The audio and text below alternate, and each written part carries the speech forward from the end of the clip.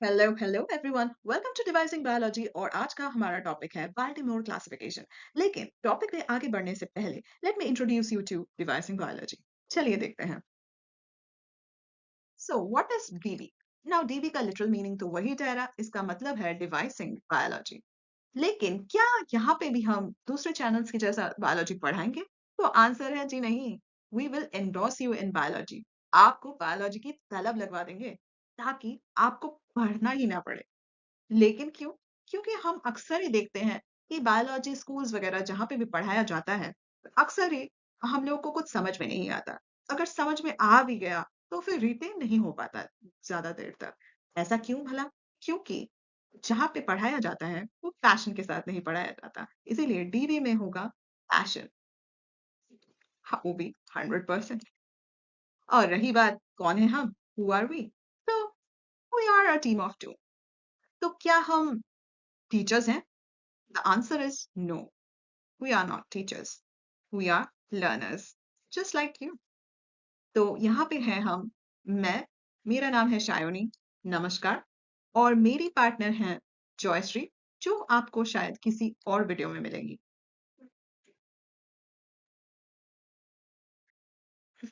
हमारा यहाँ का टैगलाइन ये है कि अगर हमने जान लिया तो आप भी जान जाएंगे। सो फिर देरी किस बात की, चलिए देखते हैं। तो हमारा आज का कंटेंट रहने वाला है लाइफ।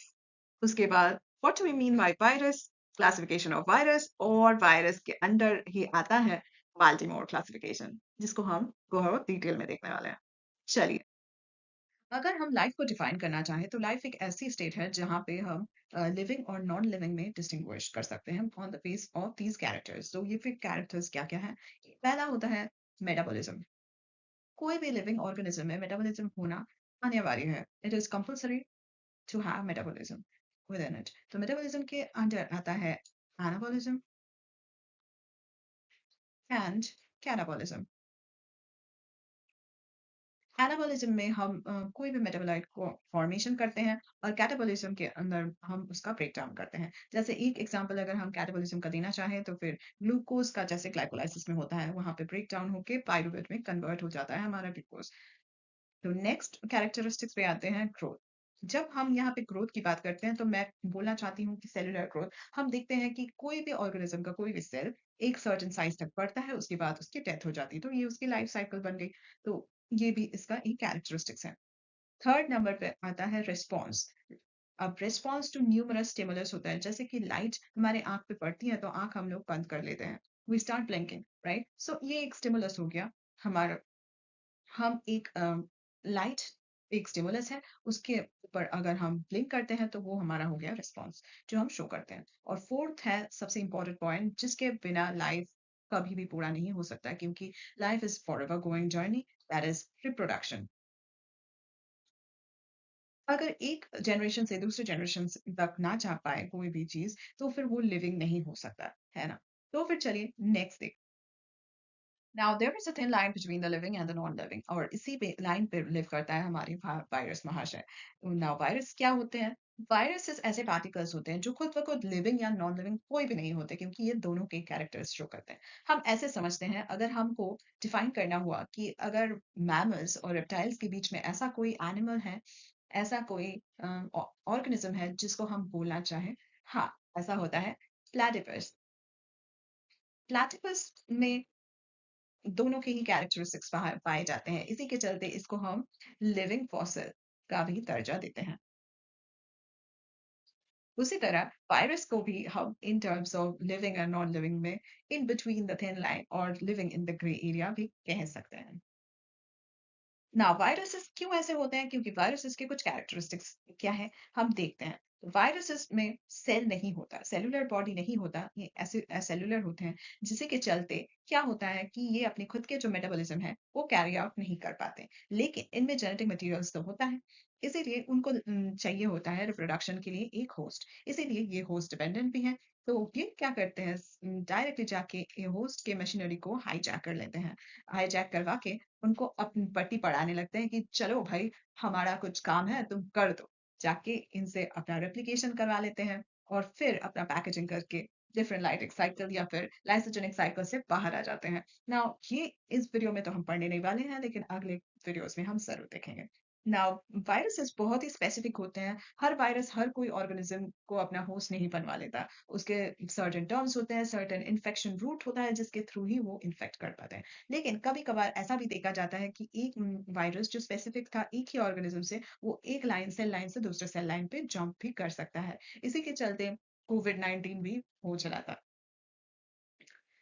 अब कुछ कैरेक्टरिस्टिक्स में इनके स्ट्रक्चर्स भी आते हैं, जैसे कि वायरसेस के बाहर कैप्सिड हो सकते हैं या फिर नहीं भी हो सकते हैं, स्पाइक प्रोटीन भी हो सकते हैं, नहीं भी हो सकते हैं। तो इसके बेसिस पे भी उनका कुछ कैरेक्टरिस्टिक्स देखा जाता है।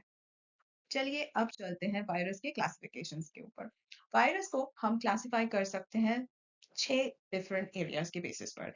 वो 6 एरियाज क्या हैं? देखते हैं, चलिए एक वन बाय वन। हमारा पहला है on the terms of disease. Disease कौन सा ये कॉज कर रहा है, उसके बेसिस पर हम इसको क्लासिफाई कर सकते हैं। सेकंड है on the basis of host organism, कौन से होस्ट ऑर्गेनिज्म को ये इन्फेक्ट कर रहा है, ये भी हम देख सकते हैं। थर्ड है हमारा on the basis of virus particle morphology, virus के ऊपर का शेप कैसा है, उसका मॉर्फोलॉजी कैसा है, इसके अंतर्गत हम ये देखते हैं। हमारा फोर्थ है वायरल न्यूक्लिक एसिड। नाउ इसी का और एक नाम है हमारा बाल्टीमोर क्लासिफिकेशन, जो हम आगे चल के देखने वाले हैं।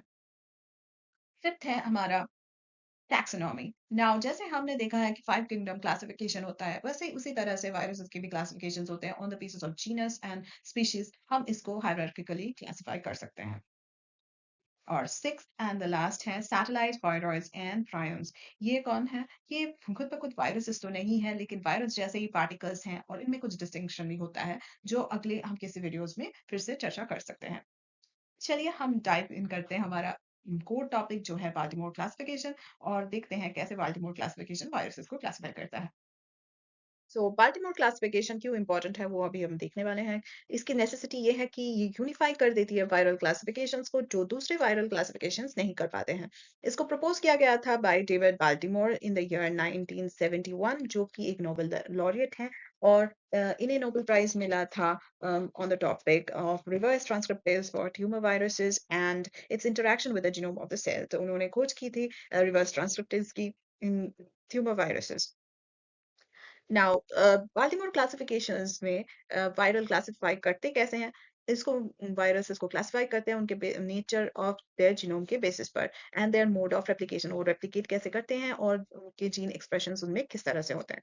नाउ इन बाल्टीमोर क्लासिफिकेशंस में बाय कन्वेंशन हम पॉजिटिव सेंस उसको मान लेते हैं जो कि एमआरएनएस होते हैं, और इसके चलते ऑल द डीआरएनएस जो कि हैं कॉम्प्लीमेंट्री होते हैं, या फिर कॉम्प्लीमेंट्री स्ट्रैंड्स, जो फिर अगर आरएनए भी हो गया तो उसको हम माइनस पकड़ लेंगे। ठीक है? तो इसमें टोटल 7 क्लासेस में बाल्टीमोर क्लासिफिकेशन में वायरसेस को डिवाइड किया गया है, जो हम आगे देखने वाले हैं। चलिए,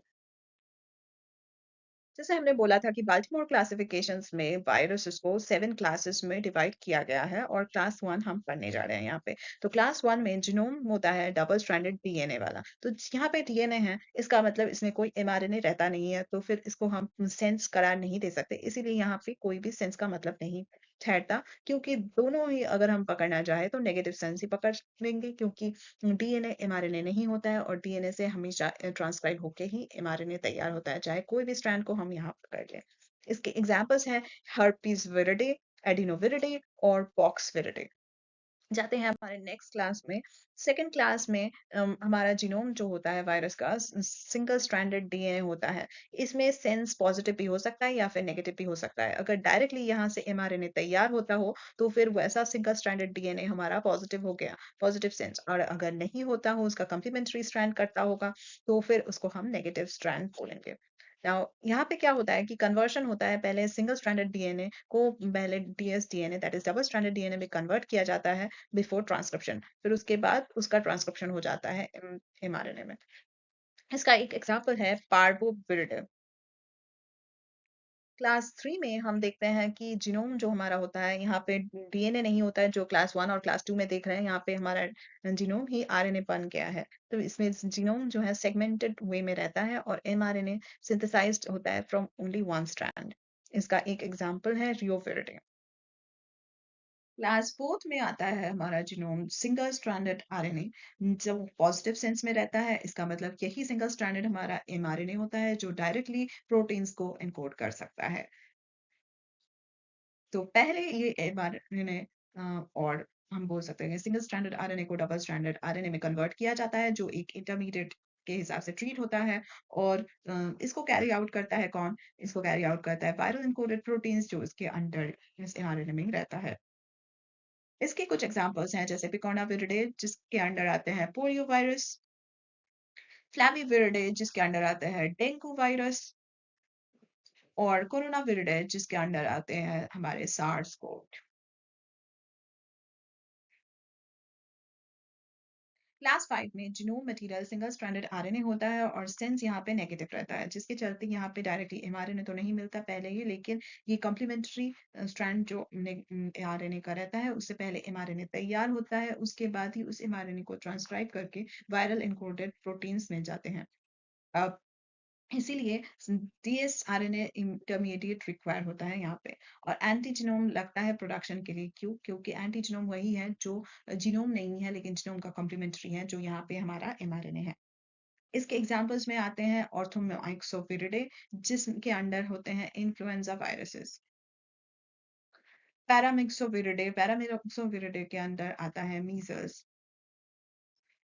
और रैप्डोविरिडे के अंदर आता है हमारे rabies viruses.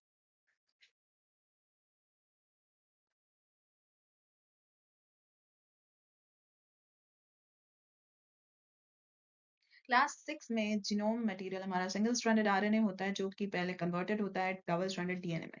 Now mind it कि क्लास 5 में भी क्या था कि सिंगल स्ट्रैंडेड आरएनए ही था जो कन्वर्टेड हो रहा था डबल स्ट्रैंडेड आरएनए इंटरमीडिएट में। लेकिन 6 में ये डिफरेंशिएशन है कि ये कन्वर्ट हो रहा है डबल स्ट्रैंडेड डीएनए में। ये कन्वर्शन कौन करता है? कन्वर्शन कुछ एंजाइम्स रहते हैं जो वाइवेरियंस के अंदर ही रहते हैं, उन्हीं के द्वारा ये होता है। और इसका एक एग्जांपल है रेट्रोविरिडे जिसके अंडर आता है HIV, that is human immuno deficiency virus जो कि एड्स कॉज करता है। नाउ क्लास 7 लास्ट क्लास है इन बाल्टीमोर क्लासिफिकेशन जिसमें जीनोमिक मटेरियल होता है डबल स्ट्रैंडेड डीएनए जिसको फर्स्ट कन्वर्ट किया जाता है positive sense a single stranded RNA में एंड देन उसको फिर से अगेन डबल स्ट्रैंडेड डीएनए में कन्वर्ट किया जाता है। तो इसका एग्जांपल है हेपा डीएनए विरिडे जिसके अंडर आता है हमारा हेपाटाइटिस बी वायरस।